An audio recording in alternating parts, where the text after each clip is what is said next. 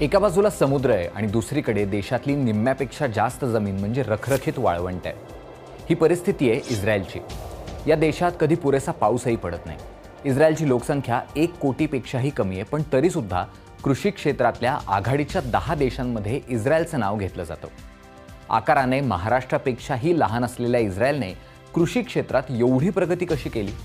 इस्रायलने बनवलेलं तंत्रज्ञान भारतासाठी उपयोगात येतं का?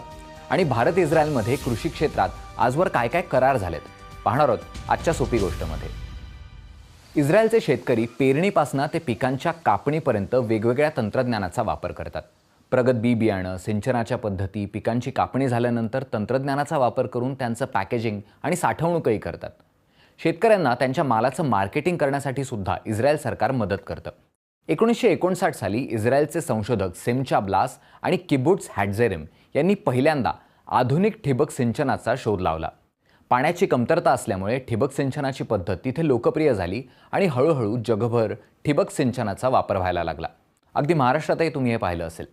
जैविक कीटकनाशकांचा वापर असो किंवा मग धान्य, फळभाज्या साठवून ठेवण्यासाठी इस्रायली संशोधकांनी बनवलेलं तंत्रज्ञान, या सगळ्या गोष्टींच्या जोरावर इस्रायल कृषी क्षेत्रातल्या आघाडीच्या 10 देशांपैकी एक बनला.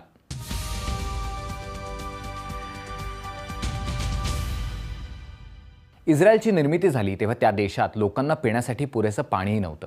त्यामुळे सांडपाण्याचा पुनर्वापर करण्यासाठी त्यांनी प्रयत्न केले आणि आज परिस्थिती अशी आहे की 86% सांडपाण्यावर प्रक्रिया करून ते पाणी पिण्यासाठी आणि शेतीसाठी उपलब्ध करून दिलं जातं. इस्रायलच्या शेतीसाठी वापरण्यात येणारं 44% पाणी याच प्रकल्पातून मिळवलं जातं. बहुतांश प्रदेश वाळवंटी असून सुद्धा इस्रायलने मासेमारी क्षेत्रात सुद्धा प्रगती केली आहे. अत्याधुनिक तंत्रज्ञान वापरून सागरी आणि गोड्या पाण्यातल्या मत्स्यशेतीच्या नवनवीन पद्धती इस्रायलने शोधून काढल्यात. समुद्राचं खारं पाणी वळवून केज फिश फार्मिंगची सुरुवात सुद्धा इस्रायलमध्येच झाली.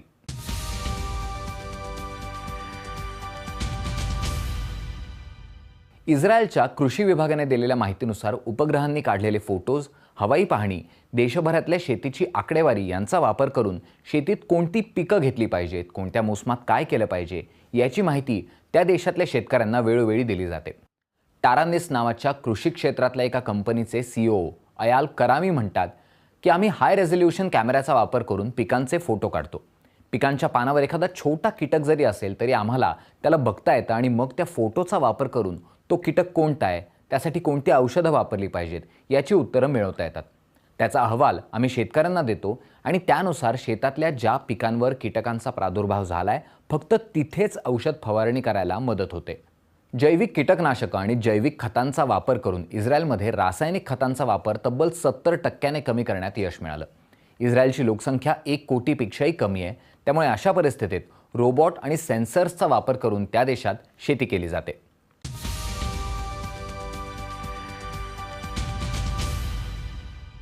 2008 साली भारत आणि इस्रायलने कृषी सहकार्य प्रकल्प सुरू केला.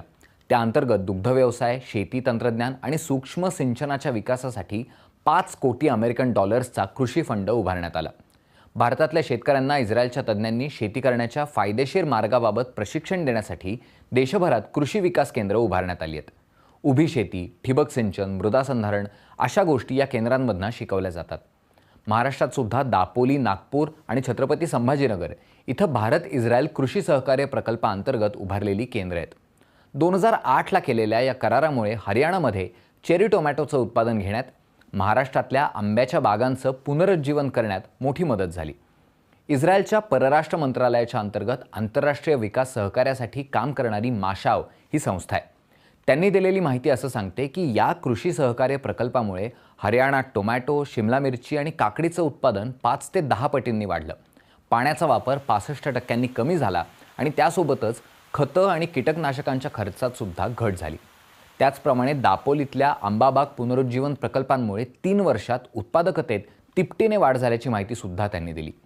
भारताचे माजी कृषी सचिव सिराज हुसैन सांगतात की पाण्याची कमतरता असलेल्या महाराष्ट्र, कर्नाटक, तेलंगणा आणि गुजरातसारख्या राज्यांमध्ये या करारानंतर सिंचनात वाढ झाली. देशातल्या केंद्र आणि राज्य सरकारांनी या तंत्रज्ञानाची जाहिरात केली पाहिजे. इस्रायलचा आकार महाराष्ट्रापेक्षा अर्थातच कमी आहे, परिस्थिती खूप वेगळी आहे, पण इस्रायलच्या उदाहरणातून महाराष्ट्रात आणि भारतात अनेक गोष्टी करणं शक्य झालंय. तुम्हाला या सगळ्याबद्दल काय वाटतं? आम्हाला कमेंट्समध्ये नक्की सांगा आणि हा व्हिडिओ आठवणीने शेअर करा. धन्यवाद.